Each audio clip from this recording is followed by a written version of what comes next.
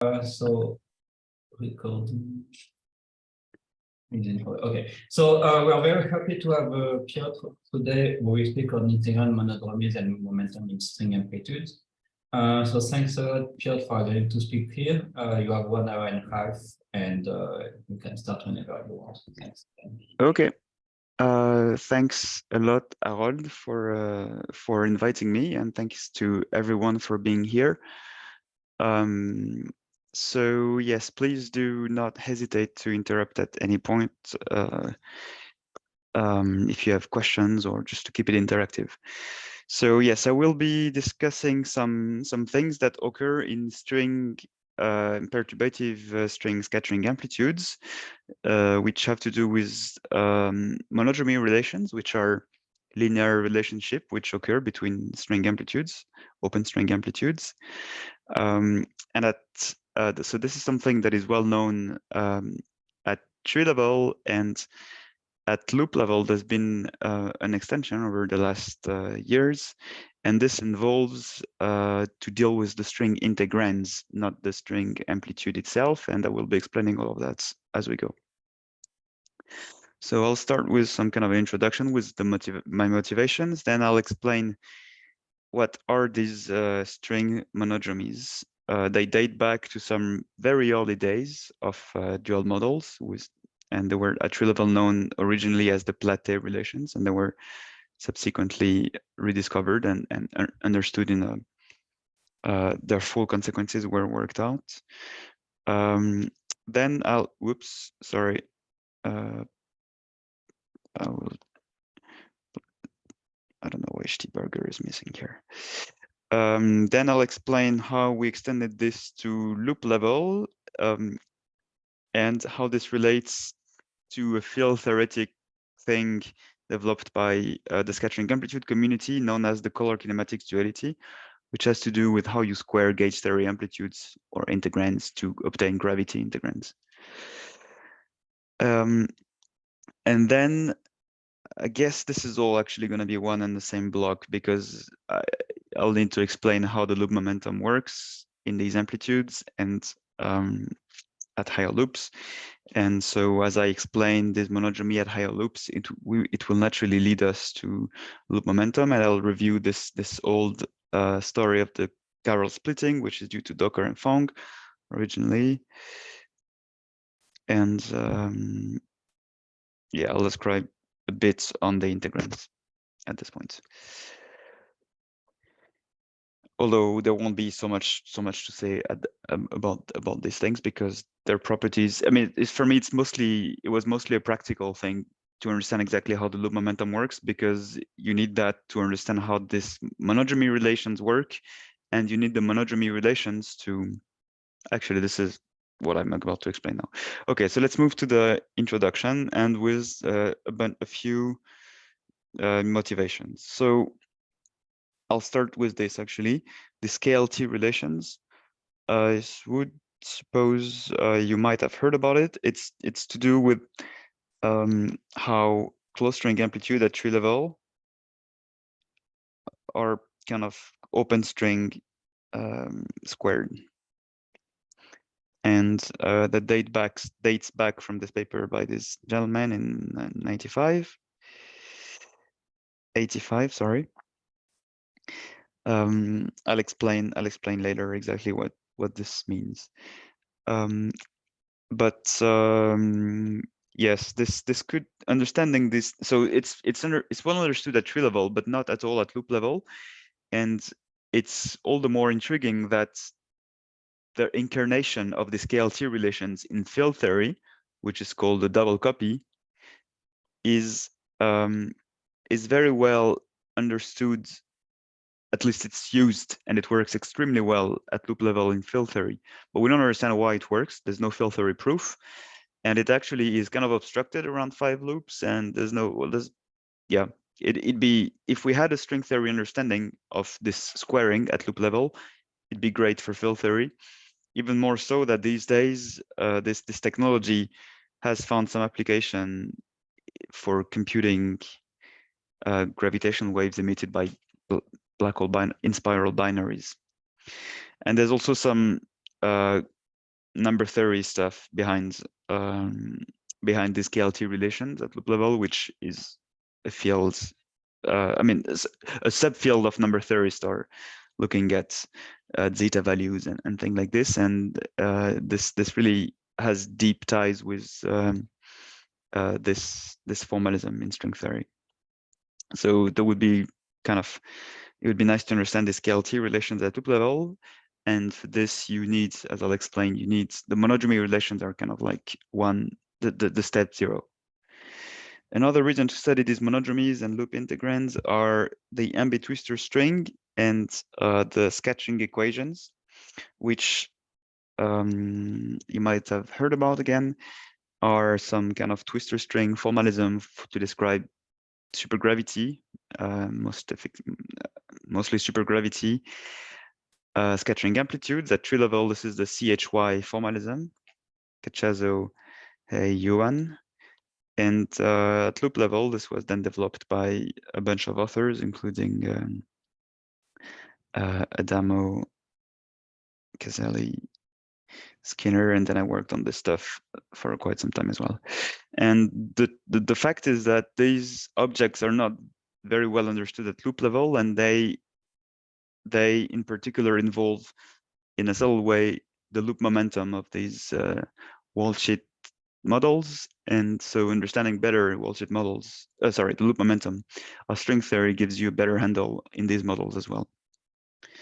And finally, as a more distant hope that I don't know if I fully share about, if I fully share the feasibility of, is that maybe the integrand that you obtain from string theory could be useful to display some properties like UV cancellations between diagrams, but beforehand, before you even get to diagrams.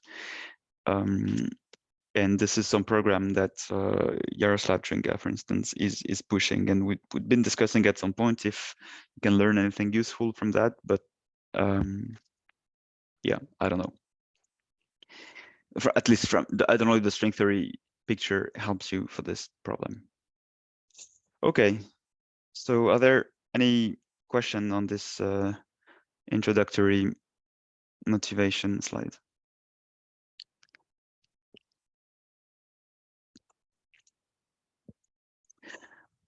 Okay, so let's move on to string monodromies. And we will start with the basics, with the Veneziano amplitude, with the 4-tachyon Veneziano amplitude. So this, we're looking in open string theory, the sketching of 4 tachyons with momenta ki, and the scattering amplitude is, I suppose, this you will know, given by this famous expression, which gives the beta function eventually. I'm setting alpha prime to 1 everywhere, almost everywhere. So this expression you get by gauge fixing the position of Z1, Z3, and Z4 as given here. Z1 is 0, Z3 is 1, Z4 is infinity. So this is really Z1 minus Z2, and this is Z3 minus Z2. Okay. It's going to be useful. I'm insisting on this because we will soon need other orderings, and we need to be able to determine which one is S, which one is T, which one is U. Which, by the way, this would be S, and this would be T, the Malsam invariant, and so U would be the crossed one. Okay, so we start with the Veneziano amplitude. It's given by an integral from 0 to 1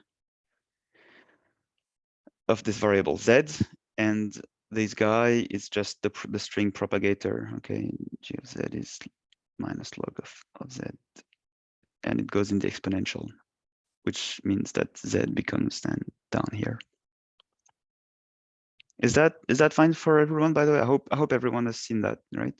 Otherwise, I'm going a bit fast maybe here. But I think it's a good level so far. Sorry? It's good level so far. Okay, thanks. Okay, so here I pictured what's happening. We're talking about the Z2 integration variable, and it's integrated along this this cycle here. Now you get the monodromy relations by doing two things. Firstly, here we will do just an analytic continuation and a Cauchy integral. Okay. So here because Z2 is between 0 and 1, here you don't need the absolute value. And now you have an analytic function f of Z2. So we will just write that the integral on some contour that I will tell you in a sec vanishes. And this contour we take to be this guy here, which goes all the way to infinity, okay? This is our contour C. So yeah, so far so good. You can choose S and T such that you can choose the momenta here such that this is such that the arc at infinity drops, and the fact that this integral is equal to 0, you can also split it into 3 sub-integrals, one here, and one here, okay? So what are these sub-integrals? So you have one from minus infinity to 0, these, let me just call it Z, okay, now.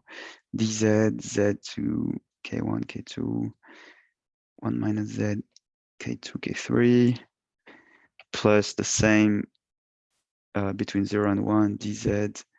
Actually, this one is the one we started from, so I will just write it as A of ST.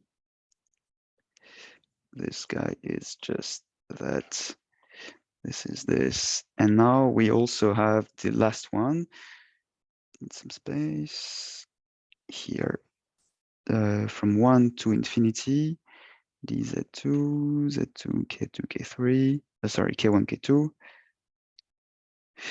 and z1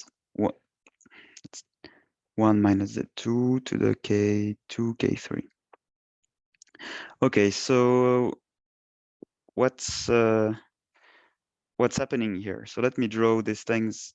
Let me take this guy here and put it, copy,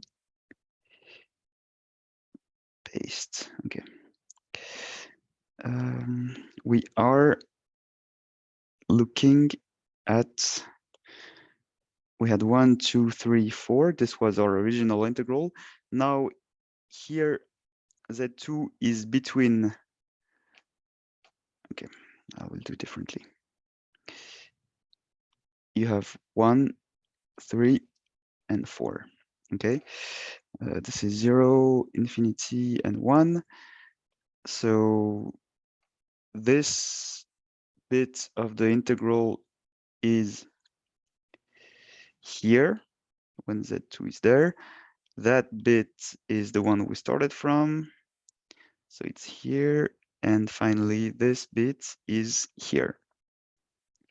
So you get 3 different graphs, one which is 1, 2, 3, 4, one which is 2, 1, 3, 4, and the last one which is 1, 3, 2, 4. This is ST, this is SU, and this is UT.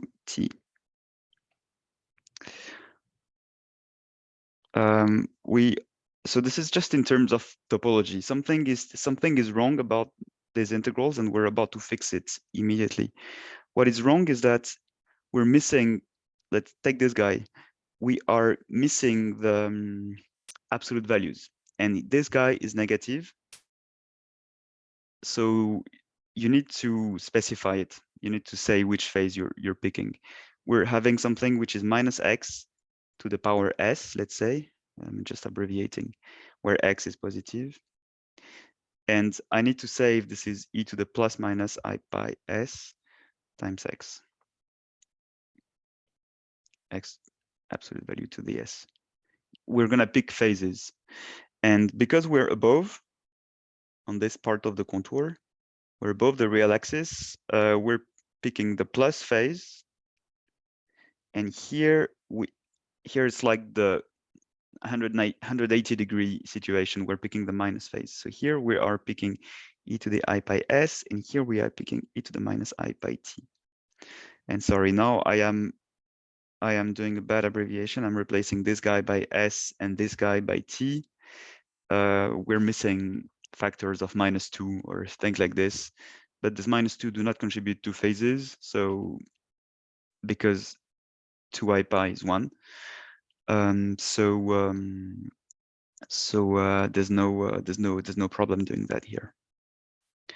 I'm just calling this guy s to make it faster to write. So what have we got? We have that this guy is actually equal to e to the I pi s integral minus infinity 0 dz2 absolute value, okay, to the t, and likewise this guy is e to the minus I pi t times the thing. And now this thing here is really a of, damn, I erased it, su, and this guy here is really a of ut. So overall, the vanishing of this guy here along this contour gives you that e to the I pi s a e to the I pi s a of su plus a of st plus minus I pi t a of tu is 0. So you learn immediately that these three guys are not independent, okay? Then you actually have another relation which you can obtain by taking the lower guy, which will give you exactly the same thing but with opposite phases, right? So you could say, oh, you might as well have just taken the complex conjugate here. I don't really want to take the complex conjugate because I don't want to assume that st and u are real, and I don't even need to, so let's not do it. So you're getting two set of equations.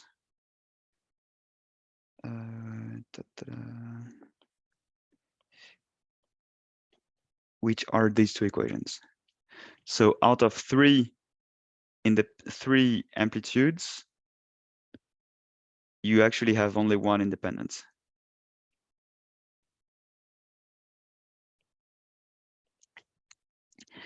And yeah, in particular, how do I want to do this? You only have one independent. Now,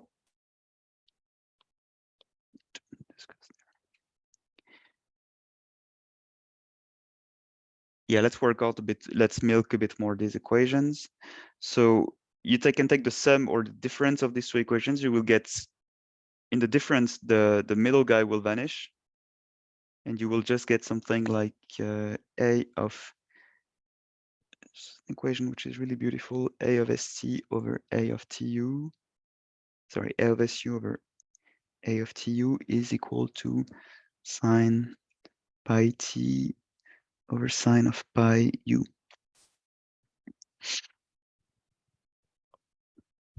This is really what would be called the BCJ Bern-Carrasco-Johansson relations in field theory.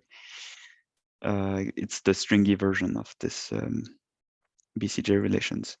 The other one would correspond to the Kleist-Coif relation, for those who know what that is. But I guess it's sinus of pi s, right? In the denominator. Sorry, thanks. Exactly, it's sine of pi s. That's precisely the point. Because the remarkable thing about that equation is that u is not there anymore. The right-hand side, there's no u. And more than this, you can really see the poles and zeros of these amplitudes. You can see the poles in t, the zeros in t, and you can see the poles in s. So that equation really is kind of containing as much information as the amplitude itself. And as a matter of fact, with very little assumptions, you can, from this type of relation, you can bootstrap your way all the way to the beta function. You can reconstruct that these functions have to be the beta function while using this sum result by balls, for instance, like this. So these equations are almost identical as I have a worldsheet model that has massless. Sorry, yeah, I have a Polyakov string, critical Polyakov string. So I have a question. Yeah. So is it known that the like how is this like relation modifies in off-shell cases? Yeah. Is it known? Like because No. it's going to be a company. Say that I take the K1, K2 off-shell. Yeah. Then I have to use some local coordinates, and there should be some mapping radii multiplying that. Presumably that will get modified, but there should be some simple relations like this, isn't it? Yeah, it's a good question. So let me see. You're saying that the coordinates will not be the same in the 3 patches? I mean, presumably, if you choose a symmetric vertex, they are going to be the same, the ones that are multiplying the integrand. But probably the phases will be different because now that there is this -2 is not -2, so there is going to be additional phases. Instead of e to the I pi s, there will be some number multiplying that. Yeah, no, it's not.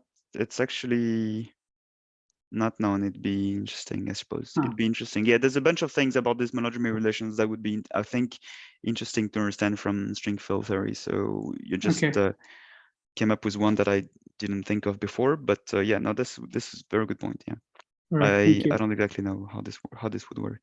What number exactly? How would this work?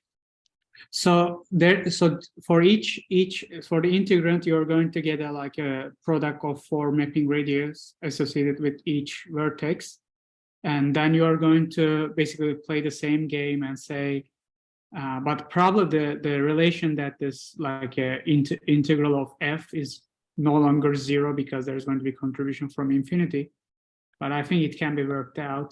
And like when you exchange when you do this counter argument and write the amplitudes in these 3 regions, like the mapping radius is going to get mapped to each other because it's a symmetric vertex, but the phases will be different as well. So it's going to lead to some relations again, but I'm not sure how it will work. Will they include the 4-point vertex or not even? No, not even 4-point vertex, just like a mapping radius. Okay. Okay, no, that's a very interesting point. Yeah, I don't know. Okay. Thanks. All right, thank you. Balls and also some stuff, some recent work of Chen, Elvang, and Herdershi.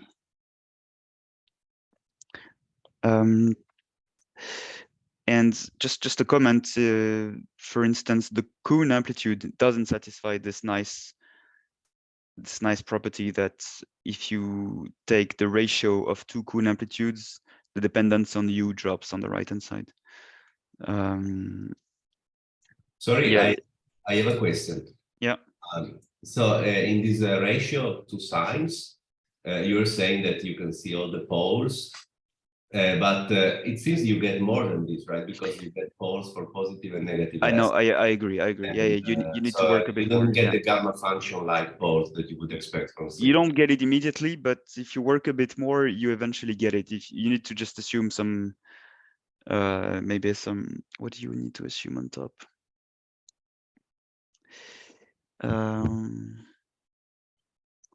So I'm trying to recall if Bowles assumes Regge behavior, because that would be quite a strong assumption. So it's like the A of T and U is like adding extra poles, right? Because the poles for A S U, you would expect them to be like just on the half line. I agree. This is Bowles so the other ones must be provided by A of TU somehow, by some dual channel. I don't know. That yeah, you're right. Maybe this guy has Yeah, this guy has zeros. a This hidden, guy, has hidden polyness. yeah, this guy probably has zeros, Possibilities. which zeros on the other side, which Yeah, provides yeah, the zeros, expected. exactly. Yeah. Zeros. Yeah, that must be the Oh, thing. Yeah. So yeah, eventually you can work your way back, I think, to the gamma function, and you yeah, sure. One can use so you have to use the properties of the Mandelstam variables that are not independent. Yeah, Then of once course. you write it in terms of gamma function, then you'll get some cancellation. Something like, yeah, I guess something like this. You might have to assume Regge behavior, which is again strong, but yeah, it's a strong constraint that not all amplitudes satisfy. Far from this. So, yep. Any other questions or comments? Okay, so now I'll comment on what happens at endpoints, because this thing, Platé 72 wrote some endpoint relations which are pretty simple to obtain. Now, the endpoint amplitude is now the integral of the products of, zi minus zj to the ki minus kj, sorry, ki dot kj. And yeah, you can do exactly the same thing if you have your endpoints. Sorry, this would be 1, 2, blah blah blah, n minus this n minus 1, and n is at infinity. This is n minus 2. You can play the same game, except z2 is not here but there, and you get some set of relations which involve now more phases. And actually, what you can do using this is to show that, because I just drew all the points here in the middle, right? You could say, but they're not always there. But the thing is, because of this thing that you have two independent relations, or here too, by the way, you have two independent relations on top and below. At 4 points already, you can see that you don't need to have any point on the outside. You can eliminate this guy and this guy to just keep this one, which means points are between 0 and 1. And then you can work your way up recursively and have, in the end, prove that here, if you didn't have Z2, you could say, oh, Z2 can be either here or anywhere in here or there. And now this would be all the orderings, all the possible orderings. But now, because you have two relations which tell you that this vanishes and this vanishes, you can actually bring Z2 back inside. So this tells you that the only orderings that you have are the orderings of these n minus 3 points between 0 and 1, which gives you n minus 3 factorial amplitudes. It's a bit of a that's clearly a back of the envelope calculation you need to do to make sure that some inverse matrix here, like the equivalent of this guy here, isn't singular, doesn't vanish, and where is it? But eventually you can prove that you get to n minus 3 factorial independent amplitudes. This was proven by Bierumbohr and Vanov in the paper I mentioned above. Bierumbohr and Vanov, and Stieberger at the same time. So there's also a nice story that Misera imported from the math literature that involves twisted cycles, which I'm not going to comment on today very much, but twisted cycles are just like cycles, except they also know about the multivaluedness. They also know about the cuts. So yeah, and in particular, two cycles usually intercept with only signs plus minus 1 or 0 if they don't intersect, okay? Twisted cycles also intersect with actually phases. And this nice technology allows you to count the number of independent cycles by equating this to the Euler characteristics of m moduli space of endpoints on the line, and you get the n-3 factorial also from that nice homological counting. But the idea is pretty much what I explained you here. At each step, you have two relations, so you can always bring points inside.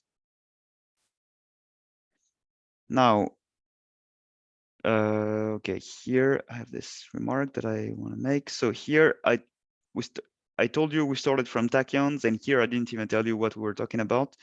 Actually, if you have gluons, or yeah, you can, if you have gluons, the vertex operators in the bosonic string, at least they go like this, right? And what this will do is only to add some OPEs from the dx and x, or dx and dx, and this will only change this by adding some integers here, -1, -2. And so they will not change, they will not affect the phases, and the relations which you get will be the same for gluon amplitudes. So all that we've done here, you're definitely invited to think of it as being some relation that holds for gluon amplitudes, because that's the case at tree level. So this is this universality of the Kobe-Nielsen factor. Kobe-Nielsen factor is this guy here. It's there for anything that involves these plane wave operators. Okay, now I want to say two things about KLT. Yes, about KLT and about the field theory limit. KLT is Kawhi Llewellyn-Ty. I'm gonna move this a bit. So the KLT relations as worked out in 85 involve equations like this, relations like this. This would be the 4 graviton amplitude, and this would be some 4 gluon amplitude squared. And they assume this form. You see the sign which we saw before already, so it comes back in the game, and it has now this nice effect of canceling on the right. Sorry, so the equation says that this 4 graviton amplitude is equal to kind of a square of the open string amplitude, ST and TU. Okay, and you have an extra sign factor. You can see that the step 0 effect of this sign is to cancel the pole square. Otherwise, here on the right hand side, you have a double pole in S. And on the right hand side, you have just a single pole in S, of course, because it's normal amplitude. So yeah. And you get this type of relation by doing some contour deformation, which essentially, this contour deformation are a way to write a function, an amplitude,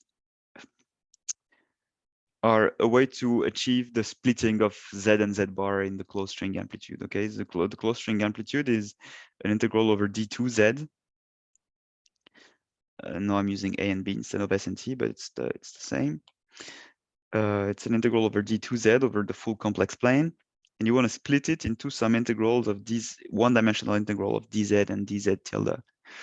And what I wrote here is a bit of an overkill. It's really this idea that you don't need to invoke this technology at 4 points, but it's the cleanest way to phrase it. So it's this idea that you can achieve the splitting of this d2z integral into a dz and a dz tilde, where these guys are now one-dimensional, over some cycles gamma alpha and gamma beta, and then you sum over alpha and beta. So you sum over the cycles, and gamma alpha and gamma beta are the intersection numbers of these twisted cycles. Intersection numbers, and you need to do this in this framework of twisted cycles, because you have all these branch cuts running around, and from that technology you get that these intersection numbers can be indeed phases, or in that case signs. So this should be familiar to you if you remember the Riemann period relations on genus G surfaces. This is exactly the same thing. We're splitting an integral into product of different cycles. I'm just writing this here to be schematic. I don't really want to elaborate on this today, but there's a nice story here. That was a bit quick and vague, so if there are some questions, I'm happy to take them though.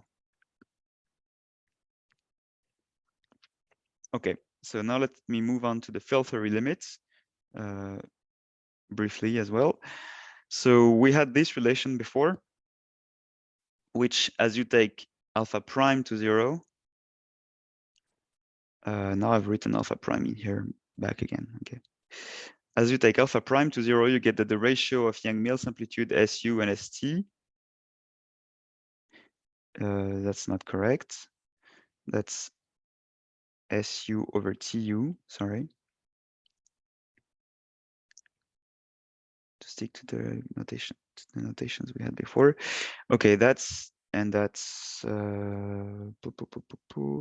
as well. Sorry. This must be TU and this must be SU, just to have the S upstairs and the T downstairs. This is TU and this is SU. And now we have S over T. Okay, good, sorry. So this is these BCJ, Bern, Carrasco, Johansson relations, except they don't come in this form first. Now I just want to tell you a bit about now we're switching to field theory, and then I'll tell you how we come back to this star equation. Now we're looking at some gauge theory, some four-gluon amplitude and gauge theory, okay, in Yang-Mills. This is an amplitude. This is this subject here, A Yang-Mills of ST. It's written by a sum of 3 poles, of course. And normally you have a contact term, but you can blow up the contact term and rewrite it as, you know, S over S plus T over T plus U over U with some weight factor, X plus Y plus Z equal 1, some dummy variables. And you can rewrite this contact term and absorb in each of the S, T, and U channels this quantity XS, YT, ZU. So you can rewrite your Yang-Mills amplitude with purely cubic vertices, nothing deep here. Here the CIs, CS, CT, and CU are just the color factors. And the NJs are the numerators, which you get by doing just Feynman rules. Okay, plus the stuff from the contact term. The CIs are the color part of the amplitude, and the NJs are the kinematics part of the amplitude. And now what BCJ found is this pretty remarkable property that's, okay, not this one, that's just the Jacobi identity for the color, for the Lie algebra generators. There's no mystery here. But the remarkable fact is that if the N's NJ satisfy the exact same Jacobi identities as the CJs, if you can massage these N's such that they satisfy the same Jacobi identities, then this, sorry.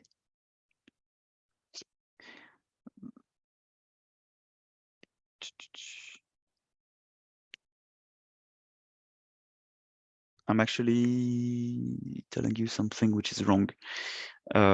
It's more like a consequence. At 4 point, you can always do this. And the fact that you can always do this comes from that equation, which is always verified. This equation is true. And as a consequence, you can find NS and T and NU which do this. It goes this way, I'm sorry.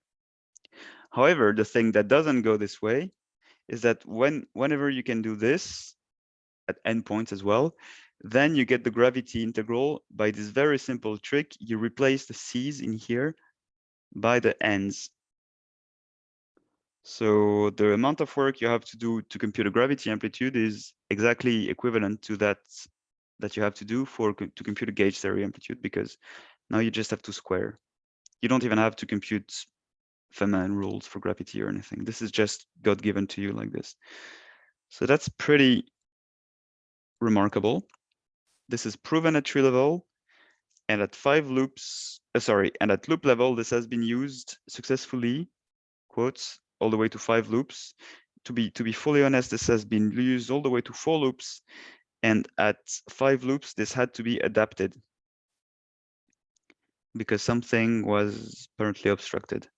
I can elaborate on this if you want. This is Bern et al. So yes, there is this double copy property that in a given endpoint amplitude, if you can arrange your numerators to satisfy BCJ Jacobi identity, then this is you. This is these edges here. Then you will get gravity for free at tree level, and at loop level, it's implemented at the level of the integrands in some way which is very similar, which would be technical to explain and wouldn't. I can do it if you want, but I didn't want to insist on this. But yeah, we don't know why it works, and we don't know why it might not work, or if it does, why it has to be adapted, or maybe it doesn't have to be adapted and people just didn't find a way to make it work. So there's a bunch of open questions here with this double copy thing.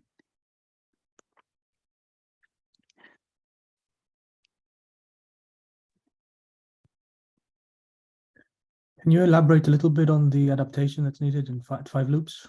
Yeah, it's kind of a brute force. So the way, okay, let me just tell you the way they proceed.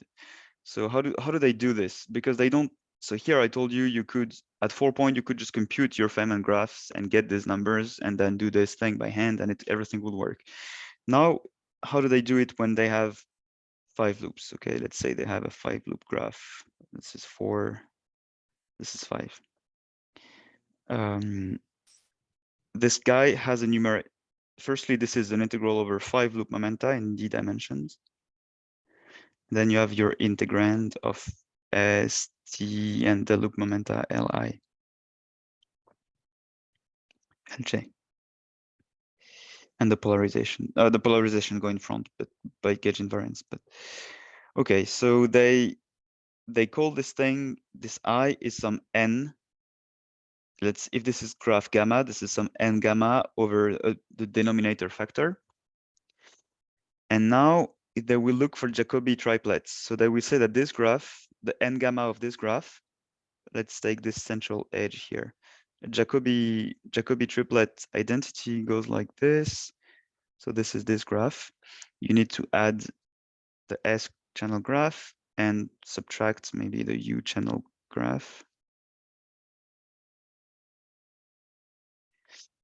So what does this do for this? It means this is the thing you glue the graph to.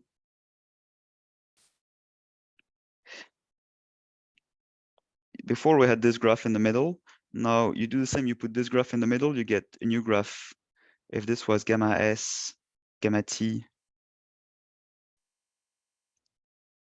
you get a new graph from that which will be gamma S and from that which will be gamma U, okay? What you just have to do is to put the graph in the middle. So this would give you gamma S, the twisted one would give you gamma U, okay? Is that clear? So you get three numerator, n gamma T, n gamma S, n gamma U. Okay, and you do that for each of the internal propagators, for all of them?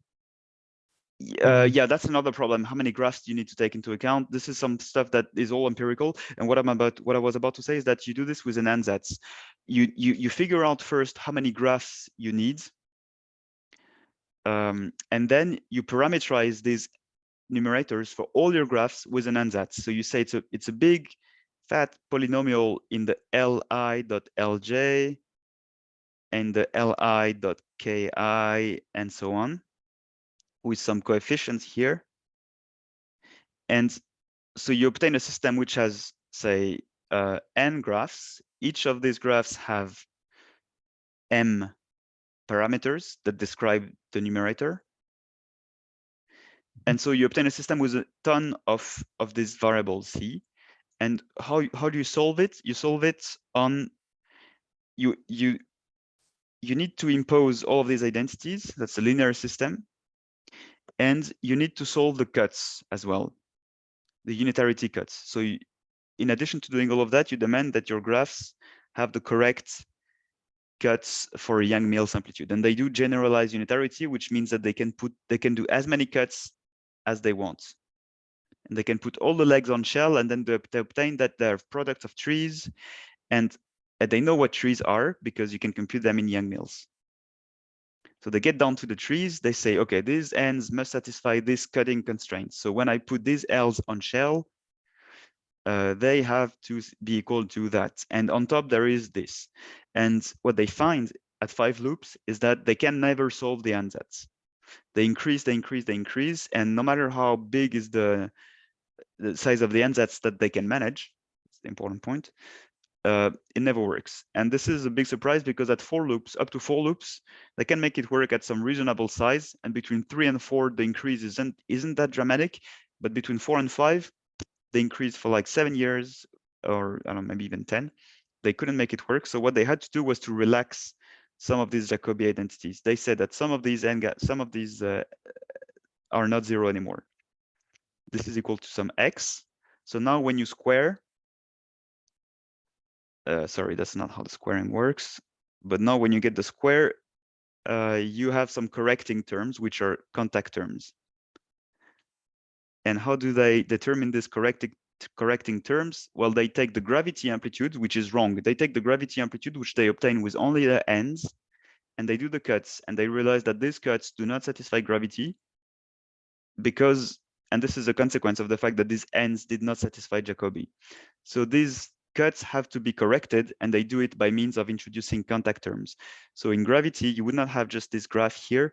You would also have the graph with a big fat contact term here in the middle.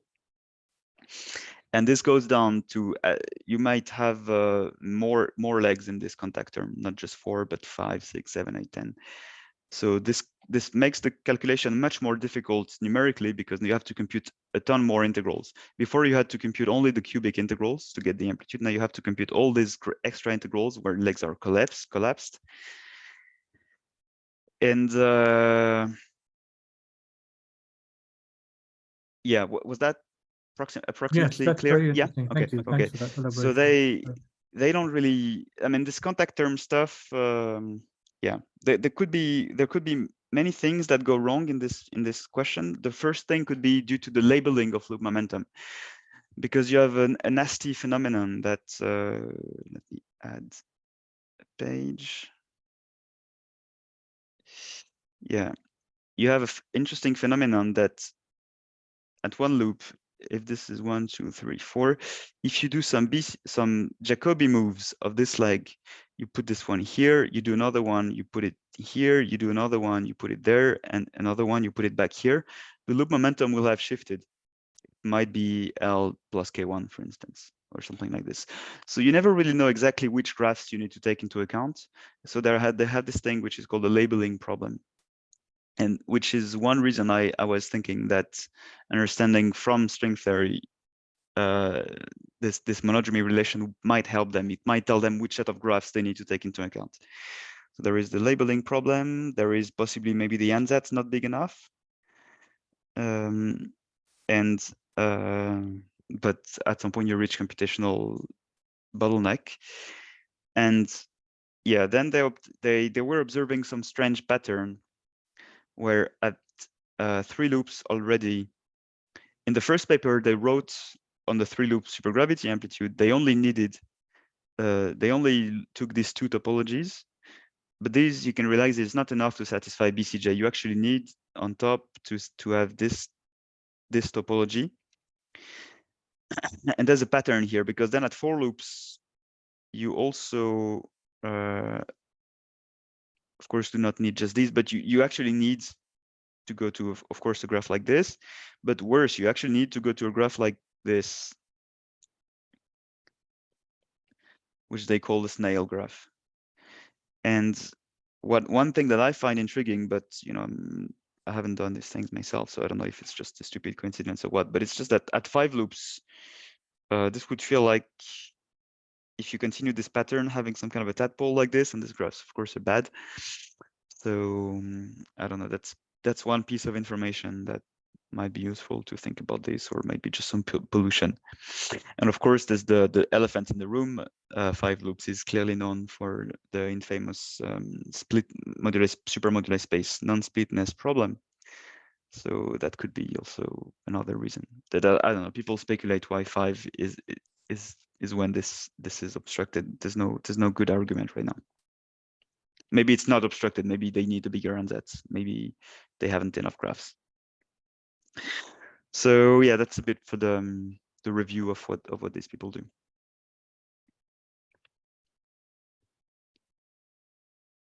Thanks a lot. Yeah, no problem. Any other questions on that? Or okay, I'll just move on to the monodromies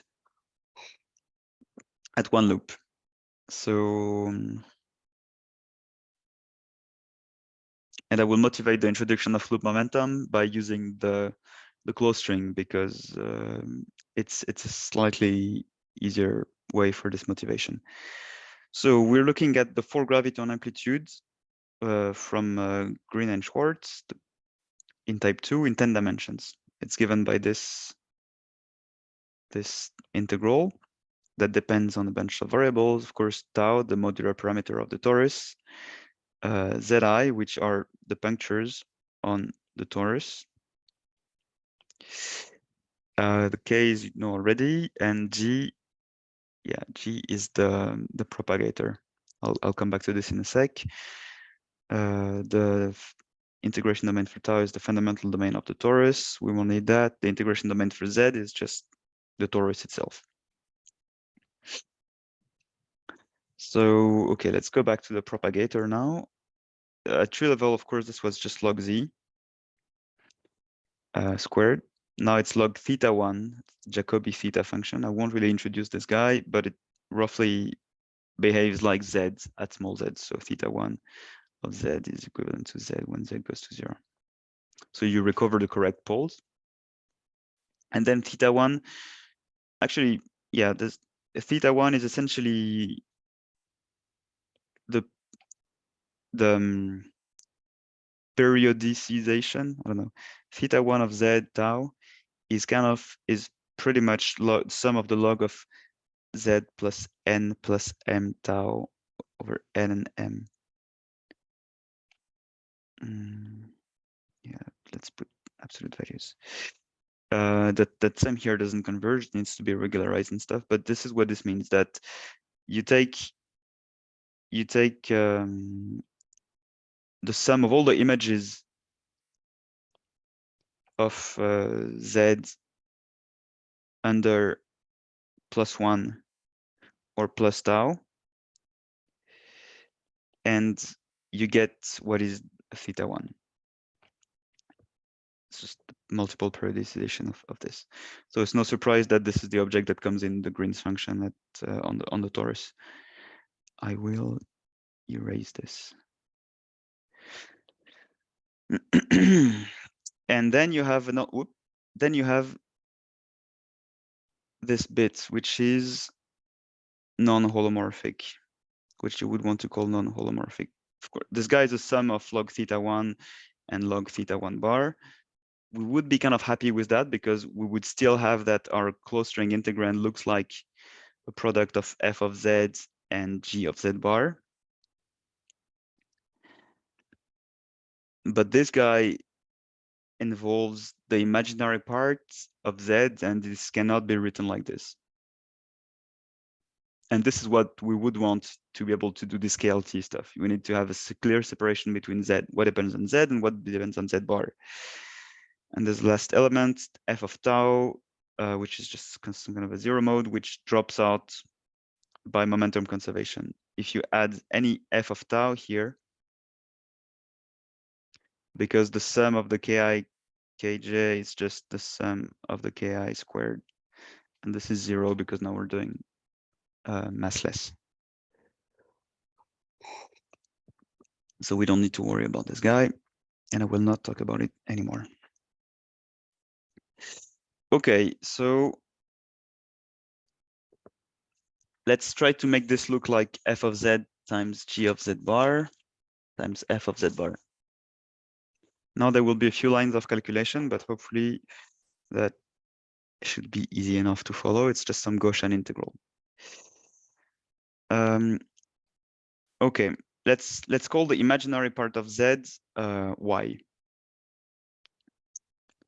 The term that we don't like, I'm just going to do one more bit of rewriting. We have, before going there, we have this term e to the sum of the ki kj log theta 1 zij log theta 1 zij bar, which these guys are okay. We're fine with them. And then we have this term, neglecting pi, im zi minus im zij squared over im tau. So firstly, you can remark that the quadratic terms, the diagonal terms here, they drop out because you can do the j sum. You can sum over j, and you will obtain that ki dot sum over j. Sorry. You will obtain the sum over j of the kj, which will be either 0 or k1 depending on how you count, and ki dot the other ki will eventually be 0. Let me say that again. Sum of the ki kj im zi squared plus 2 im zi im zj plus im zj squared. Here I can do the sum over I over j, which will give me the sum over j of the kj times ki im zi squared. And this is equal to ki squared, because here I is not equal to j. And I can do the same here. So this term drop out, and eventually here I have only the cross product with a factor of 2. So we're still not happy because it's still not z times z bar. Z plus z bar, it's still some imaginary part which we don't really like. So let's do something about this, guys. And now, sorry, was this clear? I hope I didn't introduce confusion by being overly slow and pedantic here. Okay, so now now we're looking at this term which we don't like, and we're just this is, you couldn't really guess it, but I'm explaining in a reverse engineered way how this went. This exponential here you can rewrite as a Gaussian integral over some L, which you have guessed which will be our loop momentum, a d-dimensional object, L mu, as follows. It's the exponential of minus im tau L squared minus 2L dot k1 y1 plus k2 y2. I'm just doing ij equal 1 and 2 here. There's a factor of im tau in the middle, and you can see that this is the case because you can actually just complete the square. You could put this guy back in here, and this would allow you to complete the square. This would be left. You would have to add to compensate. So overall, and here now we are happy. We're happy with this term because it looks like this. It looks like integral of exponential blah blah plus, you know, it's im zi, but im zi is just z minus z bar over 2i. So overall, the terms which we didn't like, which were of the form e to the sum of the ki kj yy yj, we can now write as e to the sum of the L dot ki zi minus zi bar, which is something like f of z times g of z bar. The loop momentum kind of flip sign for z and z bar, but this is just a detail. the final statement is that I should have written that equation in advance because it's going to take a while. The final statement is that the original guy we had, which was e to the sum, sorry, e to the sum of ki kj g of zij, zi minus zj, is now equal to this d-dimensional L integral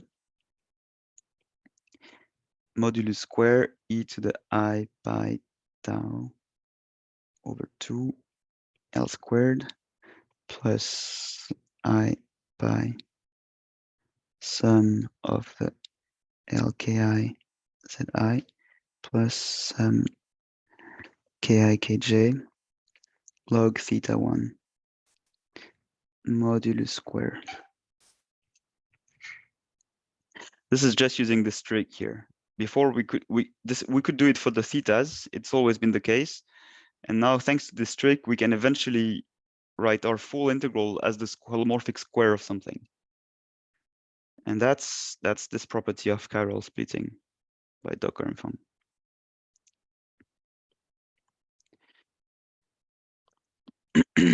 And in the business, we have introduced our loop momentum. So now let's see. Sorry, yeah, let me pause for a minute because it's an hour and a half. So I have time for questions at this point.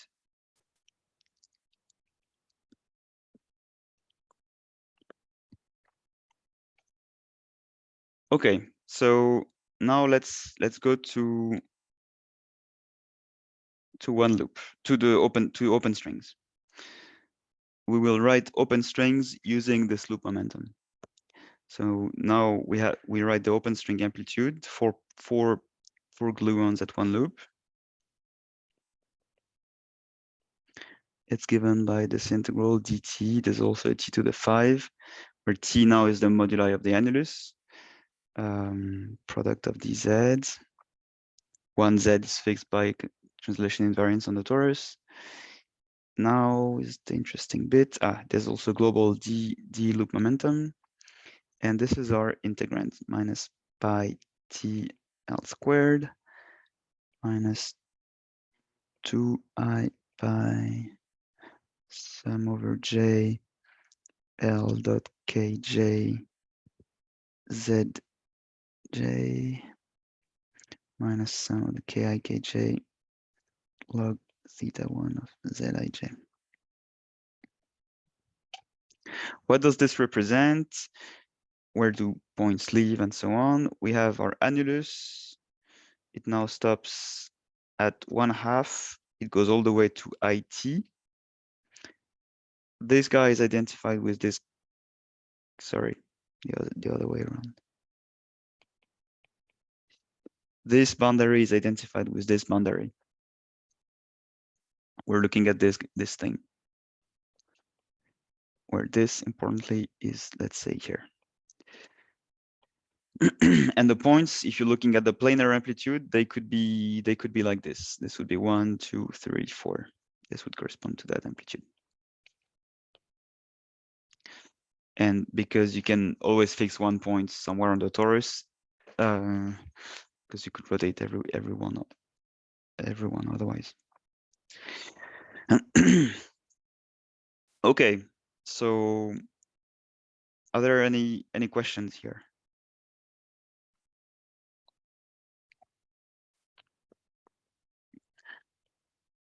We're going to proceed in the exactly similar fashion as we did at tree level. We're gonna say that one, instead of being integrated here, is now gonna be integrated there along the full torus. And we're gonna say that the integral of our integrand f of z is 0. And a few interesting things are going to happen. So one thing that you've seen and that you've hopefully accepted from tree level is that we're going to have some phases coming from these bits. And the phases will involve stuff like e to the I pi k1 dot k2. And here you have two phases on top of each other. So that would be something like e to the I pi k1 dot k2 plus k3. Sorry, now I'm playing with one. It's z1, not z2 anymore. Can I check something actually? Yeah. Is L the loop momentum of an open string or a closed string? In Yes. in this calculation? Thanks. This would be for the open string. So it's the loop momentum of an open string. Yes. Okay. Yes. Sorry. Thank you. Yes. I didn't. The thing is that if you start with the open string, you could say, oh, this is imz, but imz for the open string is a bit of a stupid object because it's really z because it's one-dimensional. So you don't really see that it's the imaginary part of something. So it doesn't seem like it's an abstraction. But then when you try to do this, so you can actually proceed and do this contour deformation argument. And this is actually what Stieberger did. But then you end up, the phases are not so clearly identified and you don't really recover good integrands. With the loop momentum already present from the start, you obtain that the phases, and this is what I'm about to say now, you obtain that phases depend on the loop momentum, and then it's a very much clearer setup. So there was a bit of a cheat. I said, I need the loop momentum in the closed string, and then I went to the open string and didn't tell you why I needed it. Eventually, in the back of my mind, it's because I want to square the open string, but we're just doing the monodromy step, and we will see that there's some interesting stuff happening. So, okay, for these 2 bits of the contour here and there, nothing dramatic will happen. It will be like exactly like at tree level. Then for these upper and lower parts, we will go back to them later. Let me just for the moment call them J plus and J minus because one is above and one is below. And then for this part here, we have the non-planar configuration. So this corresponds to the graph where one particle is inside, okay? 2, 3, 4, and particle 1 is inside. And it moves all the way inside. And here something interesting happens. You see you have a Z here, and it goes to Z plus 1/2. Z1 goes to Z1 plus 1/2 on this other boundary. So you read off immediately that you pick up a phase, which is e to the I pi L dot K1. And now you see that your phase depends on the loop momentum. It's not just the external momenta, it's also the internal momentum, the loop momentum. Yeah, that's basically all there is to it. The rest is a bit of detail. How do the theta function change when you do this jump and stuff? But that's basically all there is to that story. That the fact that this term here allows a very clear interpretation when Z shifts to the other boundaries at plus 1/2. You pick up this phase and yeah. So the relation that I will show you in a second, involve phases that also depend on L now. Are there questions here?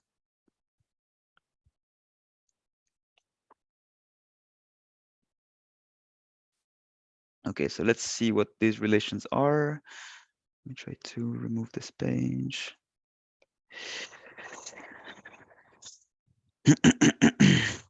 Huh. No, I didn't write them. Sorry. So let's write them here. So overall, you get something like I4. Let me call this function f I4 of the ordering. So you get I4 of 1, 2, 3, 4. This is the guy we started from. Okay. Plus e to the I pi K1, K2, I4 of 2, 1, 3, 4. You've got it. E to the I pi K1 dot K2 plus K3. I4 of 2, 3, 1, 4. Then plus the non-planar guy, I pi L dot K1. I4 2, 3, 4 semicolon 1 plus J plus J minus equals 0. Let me put a minus here just for convenience. So that's our monodromy relations. They involve this 6 different, 1, 2, 3, 4 different configurations, and these 2 extra bits of the contour above and below.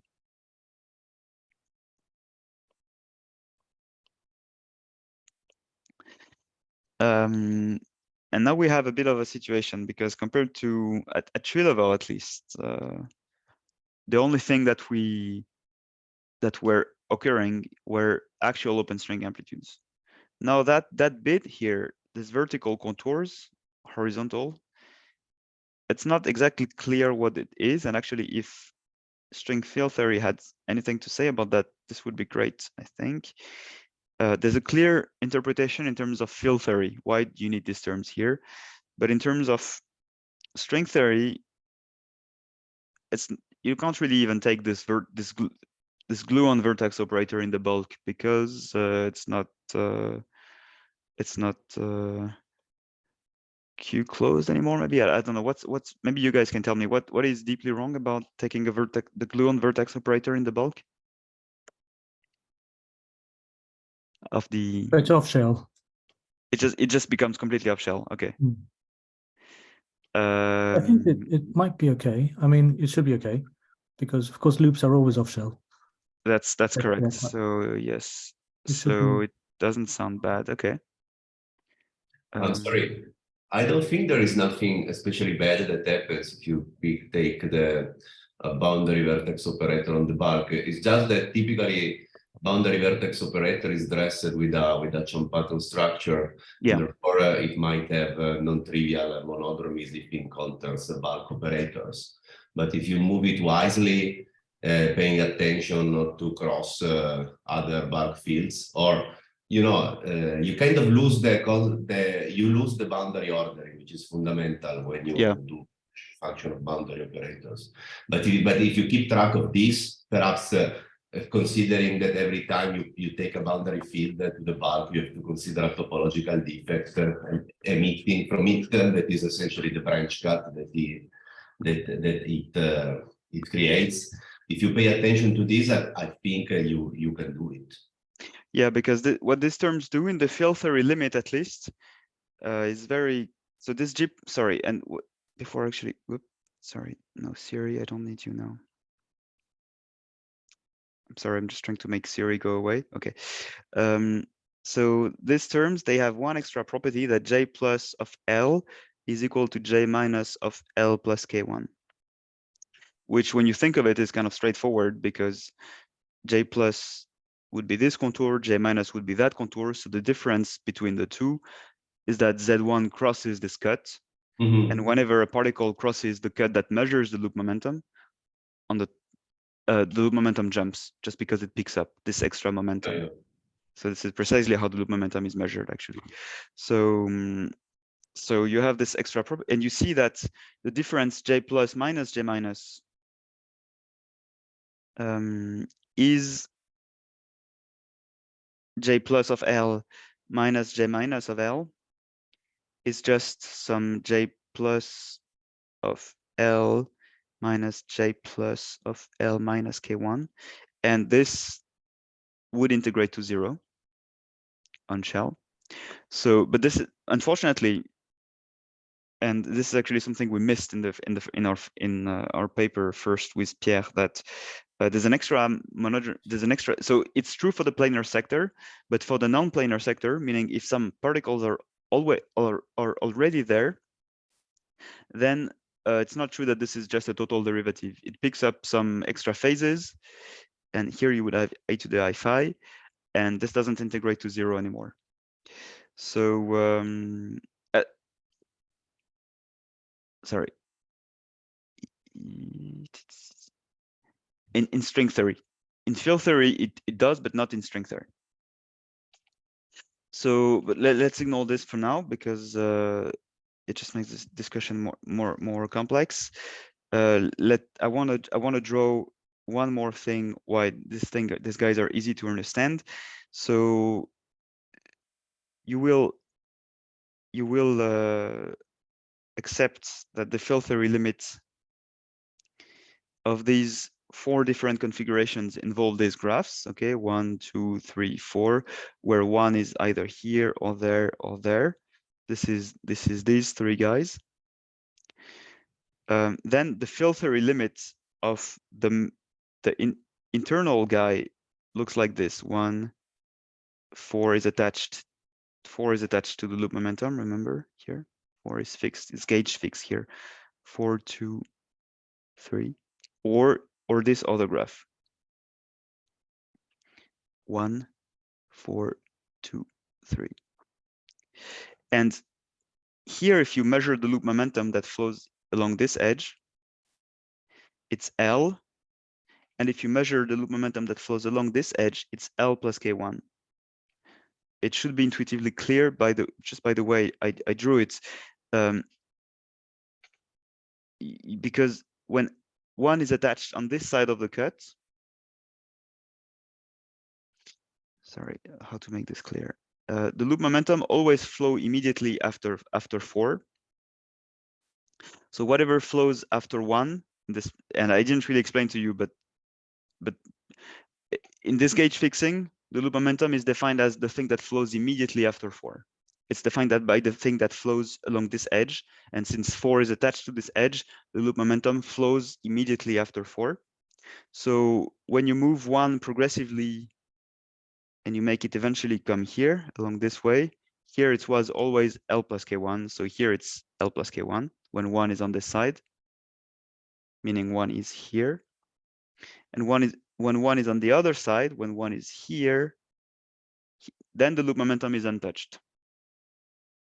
So overall, you're comparing graphs which are of this form. You're comparing 4, 1, L, sorry, 2 and 3, and the graph which is 1, 4, L plus K1, 2 and 3.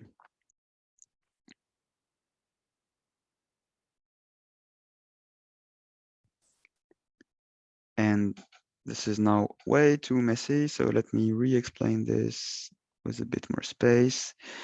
We are comparing these two graphs, 4, 1, L, and this graph. We have this with a minus sign, 1, 4, L plus K1. And of course, you see here that these graphs are just exactly the same. They are just connected by a relabeling of the loop momentum, by shifting of the loop momentum in the field theory limit at least. So it's clear that whatever you get from these 4 terms in the field theory limit, the sum of graphs, is equal to this difference, and this difference is just these contact terms, these terms that tell you how the loop momentum should switch when particles cross. So what this says is that these contours seem essential from the graph perspective, and these contact term, at least as far as string theory seems to tell you, they seem essential for ensuring, for fixing this loop momentum shifting ambiguity that I told you about. When you do these BCJ moves, you can eventually end up shifting the loop momentum. Well, it looks like string theory has something to say about that. It's not exactly clear what it is, because the next stage would be, how do we square this thing? Do these guys square as well? How do they square? We don't know. But there's a nice story here. Let's see. 10 minutes left.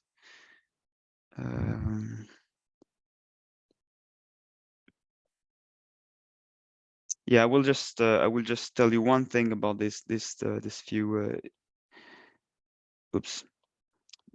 few lines of calculation here and these drawings. You can take the alpha prime goes to 0 limit here. Alpha prime is inside the exponentials. You get some relation at first order where the phase is just all are equal to 1, and then sorry, at 0th order, and then at first order you get that the phase is e to the I pi alpha prime ki kj 1 plus alpha prime ki kj. We're looking at these terms. So you might be concerned that here I don't have anymore the non-planar guy. And furthermore, I of 1, 2, 3, 4 did not have a phase because it's the guy we started from. So how come it's there? It's there for the simple reason that if you use the relations at this order, you get that the amplitude where 1 is inside is equal to the sum of the amplitudes where one is outside, plus the other two orderings. This is called sometimes the BDDK relation, Bern-Dixon-Dunbar crossover relations, and they tell you how non-planar amplitudes connect to planar amplitude in free Yang-Mills. So this term, which had this phase that depended on loop momentum, will now produce the same phase LOK1, LOK1, LOK1 for the three other for the three orderings. So this is where the non-planar guy went. It produced a phase LOK1 for the three orderings. And in addition, these two orderings, this one and this one, already had their phases. So overall, you get this nice combination, which in terms of graphs, if you think of n=4 Spang-Mills, it would have only box graphs. It looks like this. So why is this interesting? It's interesting because now we recover actual propagators, or rather differences of propagators. LOK1, you can easily rewrite as this difference of propagators, inverse propagators. It's the same for this guy and the same for this guy. So there's some bit of gymnastics to do here. This guy cancels this propagator. So you get this graph. 1, 2, 3, 4. This guy cancels this propagator. So you would get minus this graph. 2, 3, and then 1, 4. And you have a similar cancellation happening here and there. And the funny thing is that here you will cancel this thing minus this thing, this with a plus, this with a minus. This guy with a minus will cancel this guy with a plus. So these are fine, they go away. This guy with a plus will cancel this guy with a minus, and this guy with a plus is going to be interesting. Out of, we have differences. So out of these differences, this guy, this guy was canceling this guy. This guy canceled this guy, but we remain with two terms. And what are these two terms exactly? It's these two graphs which I drew, but now I will draw them with loop momentum explicitly. 1, 2, 3, 4. This was L, and this came, sorry, no, this one was fine. It's this one. So we had 3, 2, 1, 4. This was L plus K1. And this graph. And this came with a minus. And now we have with a plus this dude here, which is 2, 3, 1, 4. And this is L because it's always been L. And now we have our difference of terms which we don't like. I mean, which don't cancel on the spot. And so we know that this term J plus minus J minus must be equal to this. This was just a bit of a detour calculation to go back to this G plus minus J minus without having to compute them. We computed this term, this thing we computed in the filter limit of n=4, where we had the correct cancellation between adjacent graphs, except for the two first and last one, which didn't cancel. And yeah, so. And by the way, all of this holds only because in n=4, the numerators are exactly equal to 1. And the Jacobi identity for the numerators is just 1 minus 1 = 0. So there's nothing that really non-trivial here. But deep down, this relies, and now I don't really have time to elaborate on this anymore, but deep down, this relies on Jacobi identities holding for these graphs. So there's a deep connection between the Jacobi identity and these phases, which you get from the monodromy relations. Sorry, if you integrate out L, does that difference vanish? In that case, yes. In that case, it completely vanishes. There are cases when it doesn't.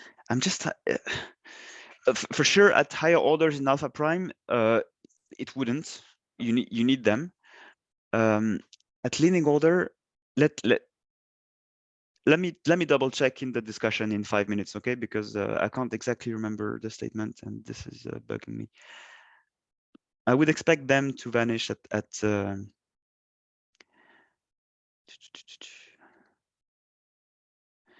yeah, there's something subtle in how they come into the game. We analyzed that very carefully with Sebastian and Eduardo. Let's discuss this in 5 minutes, okay? Mhm. Thanks. I just want to say that in the last few minutes, what happens at higher loops. So at higher loops, I don't want to talk about this stuff. At higher loops, Docker and Fong wrote this nice formula. You can find that in the review paper. Things now, you just have more. You have more cycles now, so you have more loop momenta. L2 flows here, and this is well, this is A1. L1 would flow here, and you have one loop momentum per loop. You need to have a very specific decomposition of your surface in terms of this canonical dissection, which the crucial part is that all the cycles must touch in one point, because if they don't, you could still loop around, and you don't want to be able to loop around anymore. So this is achieved by this nice standard canonical dissection. And so okay, Docker and Fong give you this formula, but they don't really tell you what L here is and how to use it. So because there's monodromy relations at 3 loops, for instance, they're easy to write, okay? The monodromy this is A1, A2, and A3. Monodromy relations at 3 loops, you just write this big contour. I'm writing 3 as an example. It's G. You could do a G loops, of course, assuming that you have a bosonic integrand and blah blah blah, which has a bunch of assumptions, especially at 5 and so on. But at least at 3 loops, it should be fine. So again, I have 2, 3, 4 here, and 1 circulates. So now 1 can be inside, and it can be also on these complicated internal cycles. So when 1 is inside, it picks up phases like e to the I pi L big I dot K1, where big I is 1, 2, 3, internal boundaries, okay? And the relations which you get involve stuff like e to the I pi L1 K1s times some stuff, plus e to the I pi L2 dot K1 times some stuff, and so on. And now you have a question, because this L is very well defined. It's the L corresponding to this integrand we had here. But in the field theory limits, this guy can give rise to this thing or this thing, depending on how you degenerate it. And from the field theory, purely Feynman diagrammatic perspective, you don't expect that the L1 here has anything to do with L1 here. Or likewise, you don't expect that this graph, if this is L1, what exactly tells you that this is L1 in this graph as well? And that's a case which is of immediate interest. The comparison between these two isn't really affected by this monodromies, because they only touch the legs and not the moduli themselves. But these two graphs you would definitely have to compare in the monodromy relations. So to check that the monodromy relations are correct, you need to know where is exactly the loop momentum in each of these graphs, and how do they compare. And so this is one thing that I was working out in that paper in 2019, which is how exactly this formula of Docker and Fong translates into assignments, and how you need to take the filter, how you can take the filter limit, and so on. It's kind of a trivial calculation, but you need it, and it's not given in Docker and Fong, so you needed that to really be sure that the monodromies work. And the answer is just pretty straight. It's really what you expect. If you have your torus, the loop yeah, let me just say, I'll conclude with this. This would be my A cycles. Okay, so the momentum flowing through any edge, let's say I have one puncture here, 2 punctures there. The momentum flowing through any cycle is just really what you expect. So this along the cycle C, what is the momentum flowing here? Well, you deform, you take A1 and you deform A1 so that it becomes the cycle C. And along doing so, eventually A1 will cross that guy. So it will pick up this guy in negative, and this cycle, if L1 was flowing here, here flows, if this is K1, here flows L1 plus K1. So whenever you need to know how this graph degenerates to this by pinching this cycle, whatever, this cycle, and so on. Whenever you pinch a cycle, you know exactly what momentum flows there. And then you can reverse engineer that the phases, the e to the I pi, blah, blah, blah, gives you the correct inverse propagators, some little games of this sort. The correct inverse propagators and the correct, so that you obtain the correct VCJ relations in the end. So, okay, sorry, I had to rush a bit on this. Let me conclude. So kind of one of the bottom lines is that which you get is that string theory monodromies are compatible with BCJ, which means that if your numerators obey the BCJ relations, then you take the string monodromies, you expand them in the field theory limits. In the field theory limits, if your numerators obey BCJ, then the monodromies are trivially satisfied. There could be other relation between the numerators which satisfy the monodromies, but the BCJ one do satisfy this. It's not a proof of BCJ, it's only a check of the compatibility. Then there is this thing that the chiral splitting implies a concrete operational choice of the loop momentum and describes a unique integrand in string and field theory. And yeah, I think there's a story which is not completely understood about these cycles, which would be nice to work out, because it also relates to this problem that they have in the actual double copy procedure itself, in which they need to introduce these contact terms and to subtract them. So this could have some kind of a stringy origin in this, guys. So I will stop here. Thanks for your attention. Thanks a lot, Piotr, for the talk. So do we have some questions?